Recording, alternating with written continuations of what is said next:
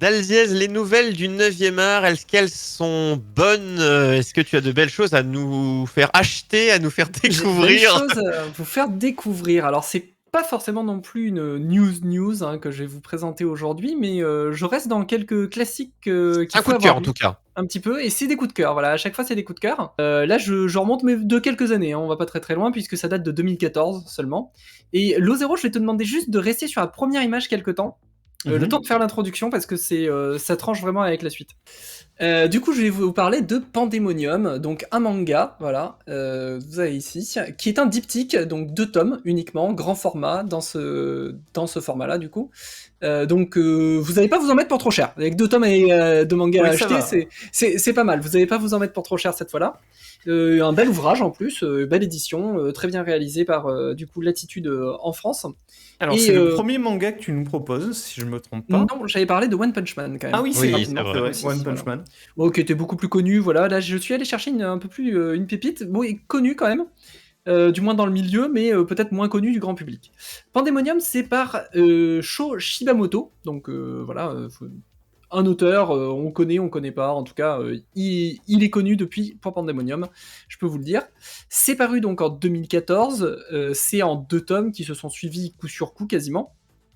Donc, et on va être dans un univers tout mignon, comme vous pouvez le voir sur la couverture hein, directement. Donc on va parler d'abord rapidement du synopsis de l'histoire. Alors c'est assez intéressant puisque l'histoire commence par, on est dans un village de petites créatures, donc c'est des animaux hein, tout simplement, anthropomorphiques, et il y a des choses qui tombent du ciel. Et donc ils pensent qu'il y a des créatures qui s'appellent ceux qui hantent le ciel, un petit peu mystique, ils savent pas trop ce que c'est, et qui fait tomber une espèce de foudre, et qui fait des énormes cratères, qui détruit tout, qui souille la terre. Et du coup, pour eux, c'est assez cataclysmique à chaque fois que ça tombe. Alors je sais pas si je peux vous le montrer peut-être, là, pour ceux qui voudraient voir, effectivement, on a des images des cratères, on est vraiment dans... là, ça détruit une partie de la ville, et ça tue des gens, etc. Et du coup, un personnage qui vient de cette ville va porter sur son dos et essayer d'aller trouver au fin fond de la forêt et des grottes, eh bien, d'où viennent ceux qui hantent le ciel. Un petit peu sa quête initiale, et donc ce personnage, ça va être Ziffer. Et très vite, on va voir que sa quête est beaucoup plus complexe que ça. Il porte un très lourd coffre-fort sur le dos, qui ne lui sert à rien en plus, a priori. Donc on sait pas trop pourquoi il se trimballe ça. Voilà. Et il va essayer d'aller au plus profond de cette forêt pour trouver ceux qui hantent le ciel. Et voir du coup les responsables de la catastrophe. Bon, assez rapidement, quand même, je vous spoil pas grand chose. On apprend que ce qu'il transporte dans son dos est en fait la dépouille de sa femme, qui est morte dans une attaque de ceux qui hantent le ciel, du coup. On sait même pas si c'est une attaque, en tout cas dans une Ah catastrophe. oui, c'est la bonne humeur. C'est Voilà, tordu, c'est la bonne humeur. hein, c'est vraiment tordu quand même. C'est tordu. Et en réalité, ce qu'il essaye d'aller demander au fin fond de cette terre, qui s'appelle la De terre la des difformes, ressusciter. c'est de la ressusciter. Exactement. Et en fait, et c'est là où tu peux commencer à passer sur l'image suivante, on va être dans une série qui n'a pas du tout une tonalité, là où la couverture peut annoncer quelque chose d'un petit peu joyeux. Quand on voit visuellement Voilà. et les couleurs, la teinte. Et la teinte, on n'est pas du tout dans une série joyeuse, en réalité. La madame, elle a pas 6 yeux. Déjà, la madame, voilà, a des yeux très bizarres. Et globalement, on va être donc, toutes les pages sont sur fond noir, avec des teintes sépia très très marron, très sombre. Le tout qui représente donc cette fameuse forêt obscure et les grottes qui vont avec. Donc, des notes de fin du monde un peu, ouais. C'est ça, des teintes de fin du monde. Ouais. On est dans un monde souterrain, on est dans un monde sombre, ça va mal, ceux qui hantent le ciel terrorisent les gens, et la terre des difformes, donc qui se situe au fin fond de cette forêt, eh bien c'est pas joyeux. La quête du personnage est elle-même tout sauf joyeuse, puisque finalement c'est un héros qui a perdu sa femme. Globalement, on voit que ce héros, au nombre de fois, ne serait-ce qu'il se blesse, qu'il se met en danger et autres, il veut en finir s'il n'arrive pas à ressusciter sa femme, mais il n'arrive pas à passer le cap de se donner la mort. Donc on n'est pas du tout dans un manga, au contraire de ce que la couverture peut laisser à penser. C'est pour ça que je voulais que l'eau s'arrête de je vous remets la couverture, c'est vrai qu'on n'imagine pas ça forcément. On imagine un petit truc mignon, enfin un petit manga sympa, quoi, un petit shonen sympa, quoi. Exactement. Et on n'est pas du tout là-dedans, du coup on est vraiment dans une ambiance très très sombre au fur et à mesure des pages. et on est dans une thématique où les sentiments sont mis en exergue. Il n'y a pas forcément beaucoup d'action, en fait, mais l'émotion prend beaucoup le pas, et la façon dont c'est raconté va nous tenir en haleine dans une petite aventure de 2 tomes, absolument incroyable. Alors très rapidement, évidemment, comme le montre la première image que Lo a pu montrer, et Evanouie l'a bien souligné, la madame, il lui manque les yeux, mais elle a également des grosses patounes. Et oui, parce que la Terre des Difformes, du coup, ça porte très bien son nom, ce sont tout simplement des créatures nées avec une difformité. C'est des animaux anthropomorphiques, mais nés avec des très grosses difformités. Et ils n'ont malheureusement aucun rapport avec ceux qui hantent le ciel. Mais alors, aucun rapport du tout. Ce n'est pas eux, il n'y a pas de... Voilà. Et par contre, Zephyr va continuer à avoir cet espoir que, au sein de la Terre des Difformes, ces créatures difformes ont un peu une contrepartie, en contrepartie de leur difformité, accès à une certaine magie qu'ils essayent de garder pour eux au fin fond de la Terre. Et si tu avances un tout petit peu dans les images et que tu arrives par exemple donc, à l'image 4, qui est le clé de voûte du début du roman, enfin du petit diptyque, eh bien, on apprend très rapidement qu'ils ne sont pas capables non plus de faire des miracles. Ce sont juste des difformes. Ce sont juste des animaux qui ont été chassés par le reste de la société des animaux et donc reclus au fin fond d'un village où ils se terrent loin des regards, en fait, dans la nuit, un peu perpétuelle. Et ils essayent de survivre dans une terre qui est relativement aride, où ils n'arrivent pas à bouffer grand-chose, où ils n'ont pas accès à grand-chose. C'est le gros fun, hein, finalement. C'est le gros fun. C'est le gros fun. Donc ça traite énormément de la différence, de la difformité, de la façon dont les gens qui sont différents sont mis à part. Donc la plupart en plus sont différents physiquement, quelques-uns ça va même pas porter sur le côté physique. D'autres, leur différence les rend pourtant pas spécialement repoussants ou autres, mais ils sont quand même éjectés par la société, et d'autres n'ont même jamais vu la société, ils sont nés là-bas, et en fait ils sont tellement dans le culte que s'ils retournent à la société, ils ne seront pas acceptés, que de toute façon ils passent toute leur vie dans la Terre des Difformes. Ouais, ils se sont exclus un peu eux-mêmes avec le temps, quoi. Voilà, ils s'excluent eux-mêmes.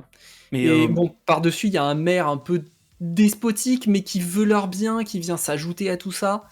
Donc c'est assez intéressant, qui est représenté comme un crocodile en plus, avec un énorme chien qui le suit. C'est très intéressant. Et tu vas sans doute y venir, mais tout ça, ça ne nous explique pas ce que sont ces trucs qui tombent du ciel. Et alors c'est là où c'est hyper intéressant, c'est qu'en fait on va les oublier. On va même en oublier un petit peu la quête de Zephyr elle-même. C'est-à-dire que durant tout le début, je pourrais presque le comparer au Dernier Samouraï, si vous avez vu le film.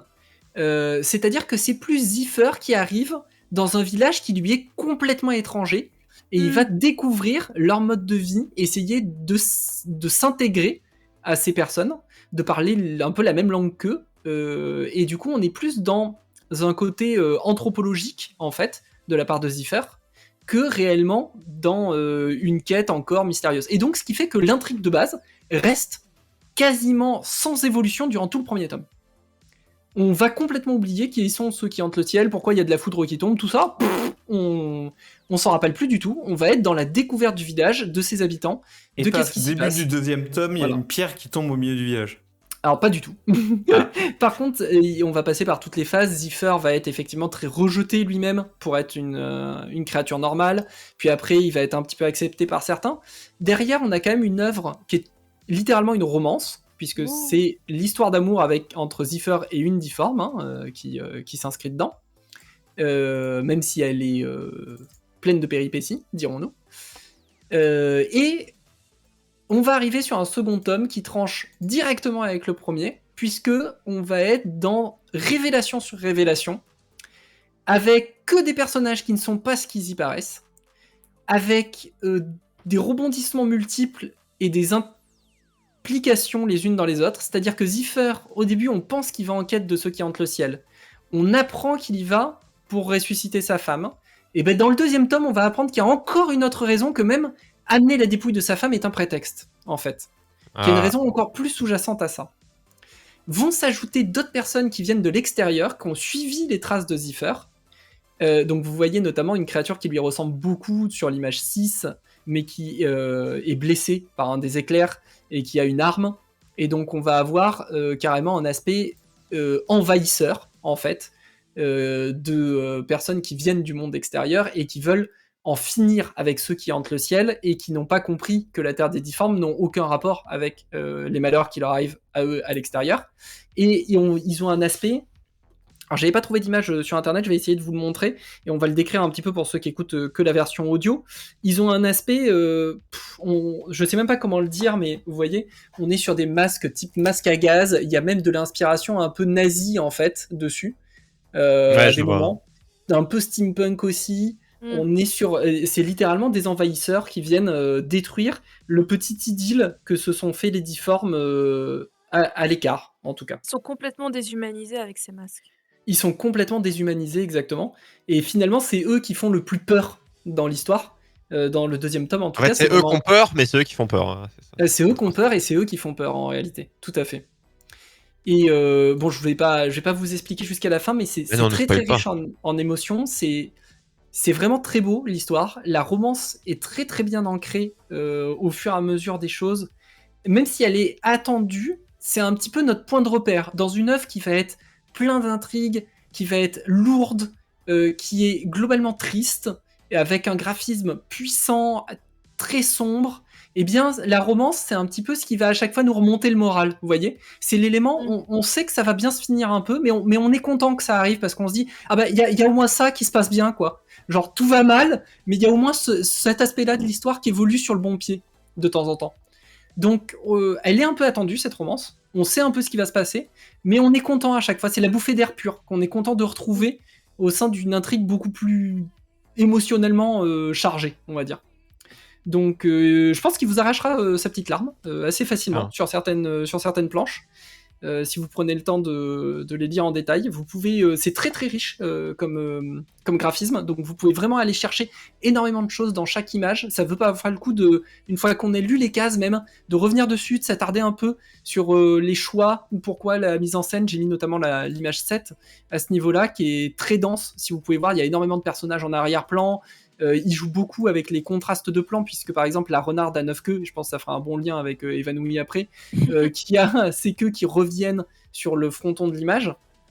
D'ailleurs, son personnage est lui aussi assez caricatural et très intéressant, puisqu'elle est à la fois la défense première du village, puisque c'est une combattante, qu'elle est également l'image de la pin-up du village un petit peu, mais aussi qu'elle est l'image de la plus recluse de l'ensemble du village, puisque en fait elle est trop belle pour le village, en gros, et malgré sa difformité de ses 9 queues, voilà. Donc c'est assez intéressant aussi son personnage.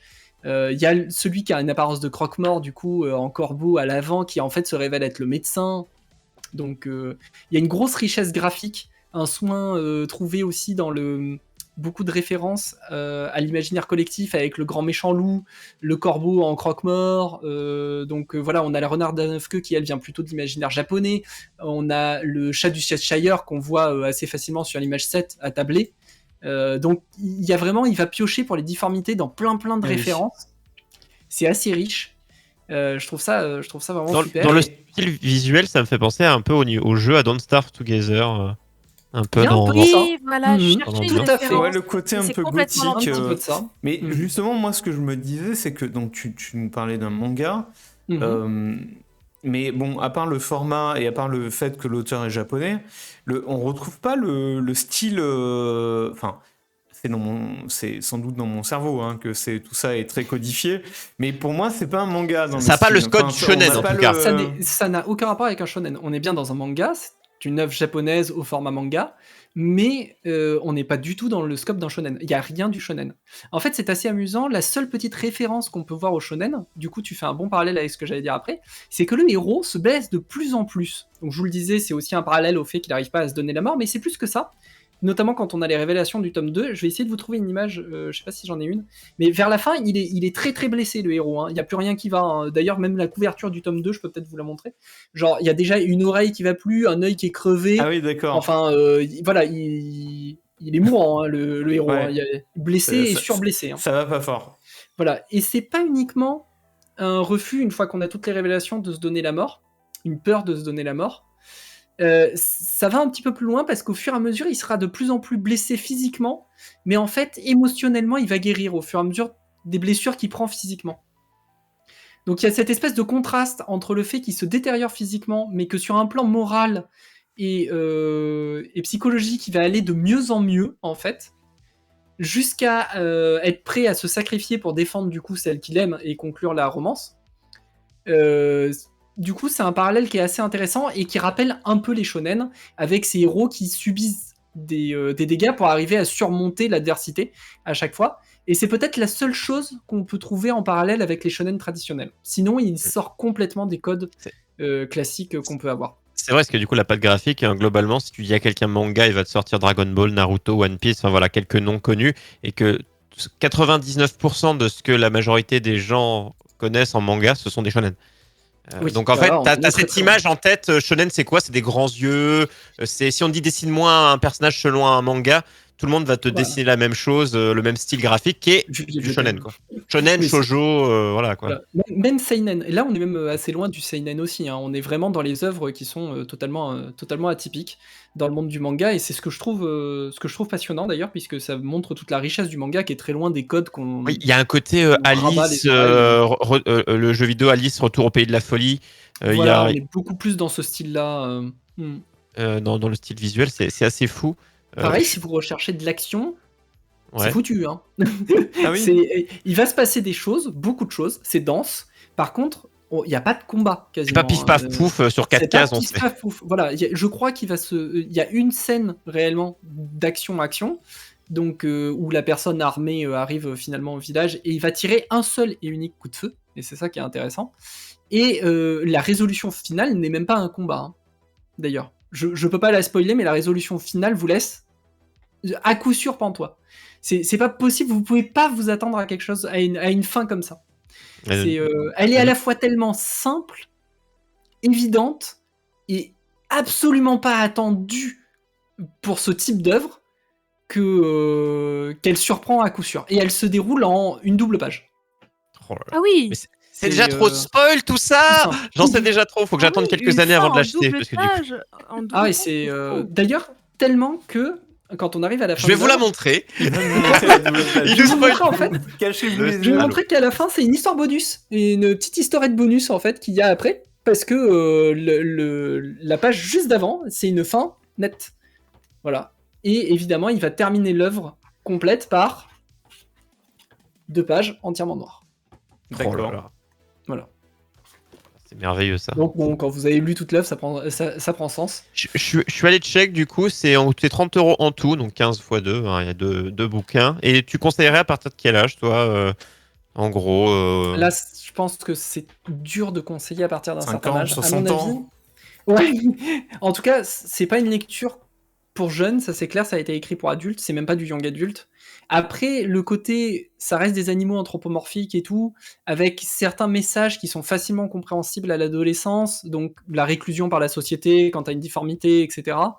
Donc je pense que tous ces messages-là, à partir de 12-13 ans, tu peux le lire en soi. Oui, au milieu où tu arrives au collège, tu commences à avoir des lectures peut-être un peu plus matures que au primaire, donc en avant, quoi. Ouais, c'est ça. Après, pour comprendre vraiment toute l'œuvre dans sa globalité, faut déjà avoir les références, faut avoir pas mal lu avant. Mais les doubles lectures, tu peux le lire et le relire plus tard, hein. C'est le cas de dessins animés de Disney que tu regardes avec ton œil d'enfant et que tu regardes plus tard avec. Enfin, de ce que j'ai vu, hein, il y a quand même un petit côté sombre qui, pour moi, fait que ça s'adresse plus aux 15-16 ans et plus. On n'est pas, on n'est pas dans le. Ouais. Après, t'es pas dans le trash non plus, quoi. Voilà, on n'est pas dans le trash non plus, et on n'est pas dans le sombre à la Berserker ou à ce genre d'œuvres qui sont sombres dans le sens dark fantasy un peu, et qui eux vont s'adresser beaucoup effectivement à la tranche 14-16 ans par exemple, par excellence, quoi, on va dire. Là, on est dans le sombre, mais dans le style émotionnel, sépia, marron. Faut déjà être réceptif à ce type d'œuvre, on va dire. Déjà visuellement. Il peut y avoir Déjà une dimension visuellement. qui est très mélancolique aussi, tout simplement. Extrêmement mélancolique, tout à fait. Ça donne envie, hein. Je dis, t'as 2 tomes, tu fais hop. Ouais, c'est vite lu, hein, au final. Hein. Mais moi, personnellement, je suis arrivé à la fin des 2, j'ai recommencé le premier. Parce qu'on s'aperçoit qu'on peut comprendre plein de choses. Donc, du coup, je les ai relus dans la foulée. Et c'est très sympa, voilà. Puis en Je 2 vous le tomes, conseille c'est vraiment. plié, quoi, c'est agréable. Oui, c'est pas une série en 40 tomes C'est qu'on bouclé. en finit Si vous voulez plus, faire voilà. un un cadeau à C'est pas quelqu'un. One Piece où vous savez pas si un jour vous arrivez à la fin. Mais apparemment, la fin s'approche de One Piece, hein, je le dis. J'avais vu un article qui en parlait. Triste à vous. Mais bon, voilà, ça fait un budget si vous voulez acheter tous les bouquins ou tous Ça les. fait 2 ans que One Piece est proche de la fin. Oui. Bah, en tout cas, on est plus proche de la fin que du L'avantage, c'est que début. vous pouvez monter des Oui, meubles direct. avec maintenant, hein. Ça fait suffisamment de tomes. Oui, donc- c'est vrai que empiler, hein, tu peux faire c'est une tour de Ah, bah, tu peux Kaplan. te faire une- ouais, tranquille. Tranquille. En tout cas, merci à toi. Donc, Pandemonium, 2 bouquins. Donc, tome 1, tome 2. 1 et 2. Donc, Voilà. les amis, faites-vous plaisir ou faites plaisir à quelqu'un. Donc, si vous avez des amis fans ou justement vous voulez leur faire un peu découvrir. Ça met un peu plus en face de ton visage. Alors, pas parce qu'on ne va pas te voir, mais par rapport au cadrage. Mon cher Ne Daldiel. faites pas avoir par la couverture C'est mieux blanche, comme hein, ça, du c'est coup. bien là. Mais j'aime bien le contraste. On peut se faire avoir par la couverture, justement la couverture blanche et le visuel. Tu dis bon, tu vois, un petit manga mignon. Qu'est-ce que ça va être? Et quand tu ouvres, l'univers te happe directement, je pense. Donc, Exactement. faites confiance à l'ami Dals qui ne nous a jamais déçus. Est-ce que l'eau, ça va encore être un achat? Il va empiler Il y a les des achats. chances, il y a des chances. Les achats, parce que là, un format court, on peut dire ça comme ça, l'eau, il Ça donne envie. raffole. Ouais, Oui, ça parce que donne moi, envie. c'est mon problème avec les mangas. Je déteste pas ça, surtout les vraiment adultes. Par contre, 40 tomes, enfin, c'est impossible. Les 40, C'est un tu es bien abonnement, quoi. mignon, alors, pour Carrément. certains. Du coup, merci Daz de cette découverte. À chaque fois, hein, tu repousses un peu, tu ne restes pas sur ton sentier tout propre, hein, tu vas un peu en forêt nous chercher des petites choses. Ouais, j'aime bien les pépites, moi, je trouve ça plus Comme des intéressant à chaque champignons. fois. C'est mieux. Voilà, donc le seul truc un peu convenu que tu as fait, c'était One Punch Man, m'expliquer à ta façon et pourquoi c'est évident. Et c'était assez plaisant d'en avoir profité. Merci encore.